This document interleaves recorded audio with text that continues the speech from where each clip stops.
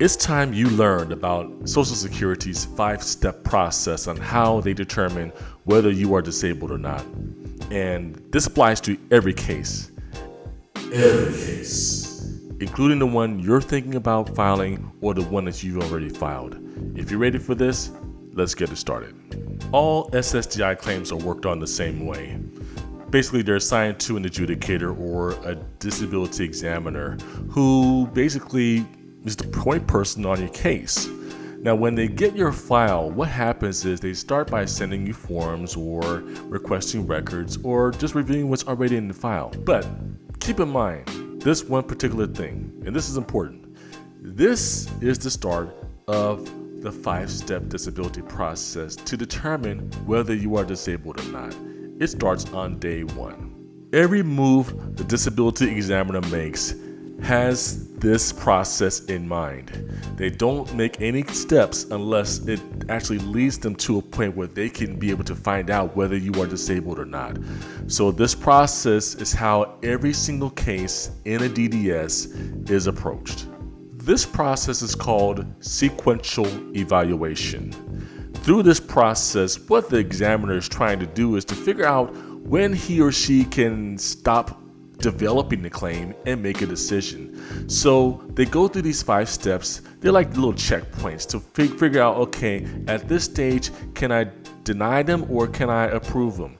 Can I deny them or can I allow them? And they go through that process on each level of that sequential evaluation process. What that should tell you is they can stop development at any time in the case when they have enough information or enough justification to determine whether you are disabled or not. It doesn't matter whether they are on step 1, step 3, or step 5. If they find whatever they need to find and get whatever they need to get at that step, they can make a determination on whether you are disabled or not. If they don't have enough evidence at that step, or if the evidence shows that it's not satisfied, then they can move on to the next step. Now, I'm going to walk you through the 5 steps right now. So these are the 5 steps of sequential evaluation. Step number 1 is the claimant, that's you, earning or engaging in SGA. And SGA stands for Substantial Gainful Activity. We'll deal with that in a moment. Step 2, does the claimant have a severe impairment, whether it's physical or mental? Step 3, is the claimant in possession of a severe impairment that will meet or equal a medical listing? Step 4, can the claimant perform past relevant work? And step 5, is the claimant able to perform other work? Let me give you a little bit of each step at this point. Step 1, is the claimant engaging in SGA? Substantial gainful activity is basically saying that you are earning above a certain threshold that Social Security determines that will basically say you're not eligible to file because you're making too much money.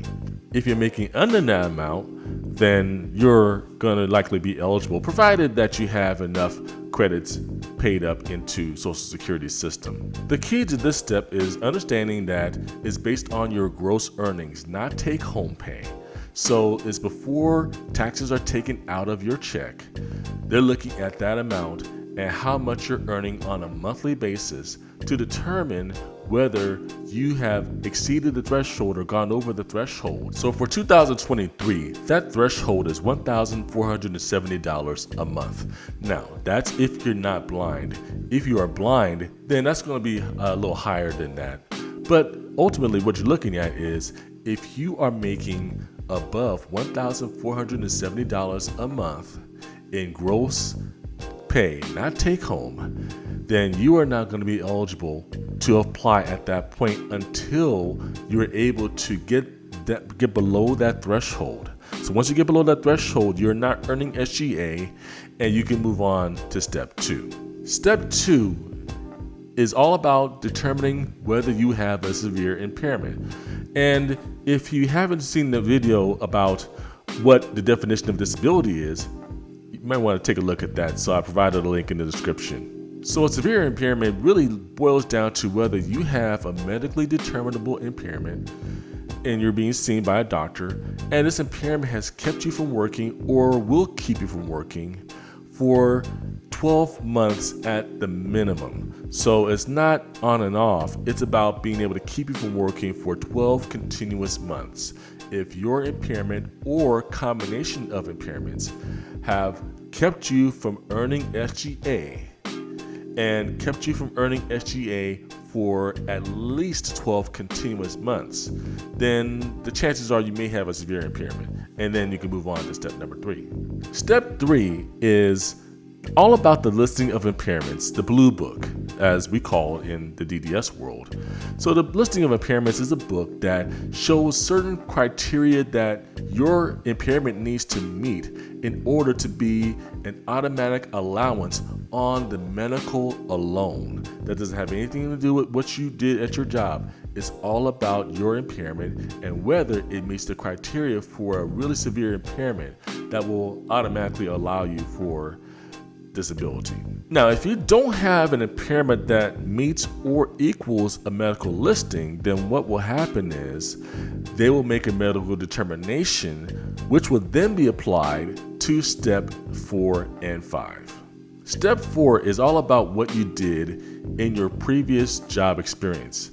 Social Security wants you to report all the jobs that you performed within a window of 15 years. And what they're going to do is look at each job and see what your mental capacity was and what your physical capacity was. And then look at your medical determination and see whether your job falls within the scope of that particular job or jobs. So let's say that you are a bus driver, and bus driver needed to be able to lift 20 pounds. If your medical determination says that you cannot lift 20 pounds, then you may not be able to go back to that past work. I say may not because there's 2 phases of step 4. There's 4A and 4B. 4A is, can you do it as you performed it? And 4B is about how it is performed in the national economy. If you cannot do either of those 2, then you move on to step 5. Step 5 is about whether you can do other work even if you cannot do your past work. So what the analyst will do, the examiner will look at what your capabilities are and then look for other jobs in the national economy to then determine whether you have the capacity to do something else that may not be what you did before, but you may be able to do based on your current situation.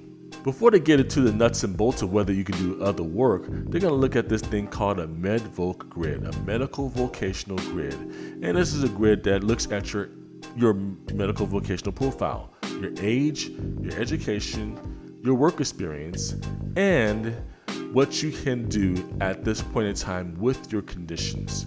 So the grid is going to help guide them to see whether they can allow you based on your medical vocational profile, or if they need to go a little deeper and see whether your skills that you had at your last job or jobs that you held within the last 15 years can transfer over to some other kind of work. Now, I didn't get into equaling a medical listing because it's a little complicated, so that's not really something that I want to cover in this video. I also did not mention that there are other provisions within the rules that may work in your favor to consider you an allowance, but that there are also some other things that could come into the picture that might deny you. So it's not clear cut. It's not just this straight linear thing happening. You have to be aware that there's a lot of things that are happening in the case that will determine whether you're disabled or not. It's just not as clear cut as just following through these 5 steps. Now, to get more clear about what it means to have a severe impairment, which is really the driver behind this whole process, I suggest you look at my next video dealing with the definition of disability that Social Security uses. It's really critical for you to understand this because just because you say you're disabled doesn't mean you are. I know it sounds weird, but that's the reality of it. Social Security has its own definition. So go ahead to the next video right now. Don't leave me hanging because I'm going to meet you on the other side.